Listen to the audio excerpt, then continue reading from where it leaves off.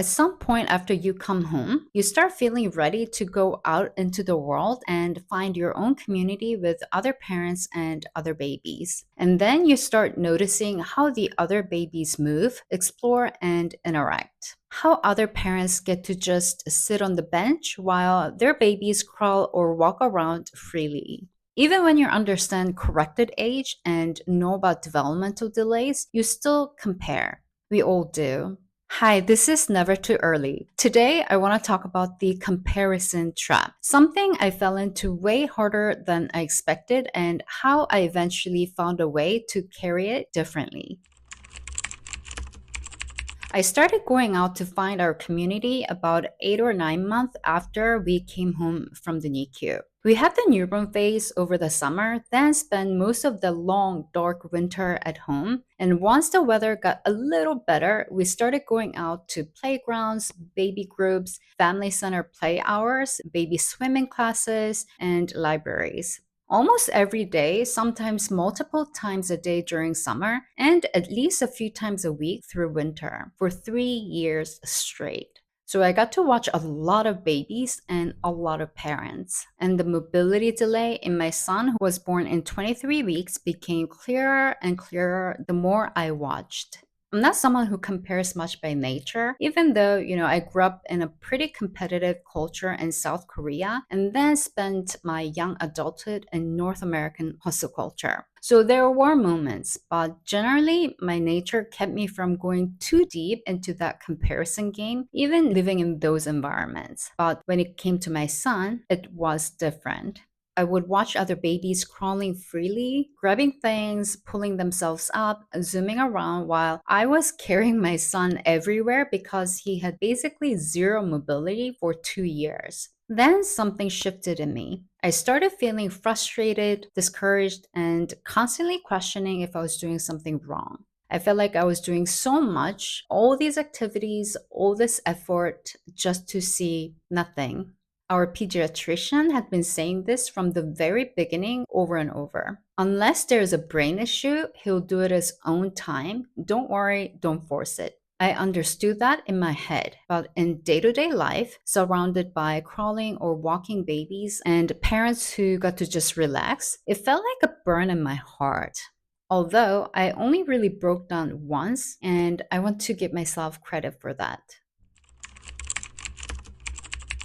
So here's what playgrounds, baby groups, and play spaces actually looked like for us. Other babies and toddlers were exploring freely, trying out toys, trying out playground equipment on their own, and just enjoy themselves. Their parents could sit on a bench nearby or just stand relaxed and watch. But me, I was carrying my son from spot to spot, constantly encouraging him to try things. And I was also playing with all these children so that my son could experience how other children behave. And the whole time, I had to stay right next to him, hyper alert every single moment, because anything could happen in a split second to a child without much control over his own body. That was a real safety issue. We actually had an ER visit from a fall, thankfully not severe. The physical demand of all of this was really hard, especially when I was trying to do everything I could. That was how things were until he was about 2. And on top of that, some kids just aren't very nice or aren't well guided by their parents. Some don't know how to manage their excitement or their emotions, and those kids became a real source of stress for my son and therefore for me. So once he turned 2 and started speaking more, he just refused to go to playgrounds altogether. If I tried to take him, he would say, "Let's go home," the moment we got there. To be honest, I did resent some of those kids back then because they really felt like a threat to my son. So we found other spaces, libraries where kids are a little calmer, or smaller playgrounds with less traffic and some private spaces. And when well meaning people say, "Relax, mama, it's gonna be all fine," I really did appreciate that they noticed how tense I was and that they wanted to come and comfort me. But at the same time, it didn't change a thing in reality. I still had to be physically present and alert every single moment. There was a lot of physical stress, mental stress, and emotional stress all stacked up on top of each other. But things really started getting better as some things changed both with my son and in our family situation. It started easing up a little around when my son was 2.5 corrected age, and I think there are a few different reasons for that. First, my son made a real progress through pure growth, through physiotherapy, and through gaining confidence. Watching progress suddenly starts showing up across the board, starting around 2.5, was really the most rewarding thing. It's almost like there was some sort of threshold he crossed because after the point, the progress just kept accelerating after 2.5 years of stagnation. Second, my husband took time off work. He had been traveling extensively for work before that, gone about 30 to 40% of the time. Once he was home more, from around my son was 2.5 corrected age, it gave my son a different rhythm, different activities, and a different kind of learning that dads are sometimes just better at, and that made a big difference. And third, as my son got more verbally fluent, I could actually understand him much better. I could communicate with him properly, and that helped me accept who he uniquely is, his strength, and his personality. It became easier just to know okay, this is where he is developmentally, and his big brain is working on his own schedule.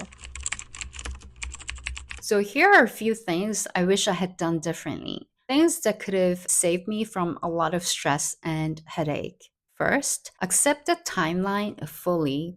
There's a real difference between understanding your child will develop in their own time in your head and actually living from that understanding day to day. My son survived 23-week birth. He survived 4 months NICU stay, and he's already handled things most people will never face in their lives. His body is still building. Holding on to that fact really does change how it feels to watch other kids hit milestones before him. Second, compare him to himself. Instead of looking sideways at other kids, I started looking backwards at him, comparing where he is today to where he was 2 weeks ago or 2 months ago. Recording his progress, photos, notes, videos, or whatever works for you can help you actually see the progress even on the days it feels invisible. Lastly, be kind to yourself. This one is still the hardest one for me. Mothers are so quick to blame themselves, to doubt everything they're doing the moment there's any kind of challenge. But if you're a loving mom who cares, who's trying, who's researching for solutions, you need to know that you're doing great. You should not be beating yourself up over any of this. Some things are simply out of our control, and a preemie's development is one of them. And I know it's hard to let that go until you actually see progress, but I really want you to spare yourself the pain that I didn't get to manage to spare myself.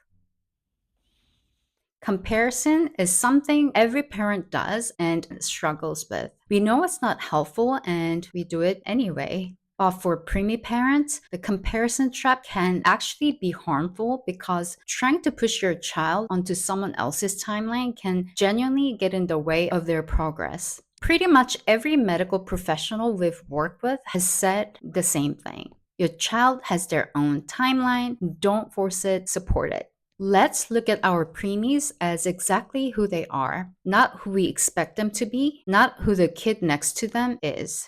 And let's support them with patience and love because that's really the whole job that we can do as parents. Thank you for being here. I'll see you in the next one. This is Never Too Early.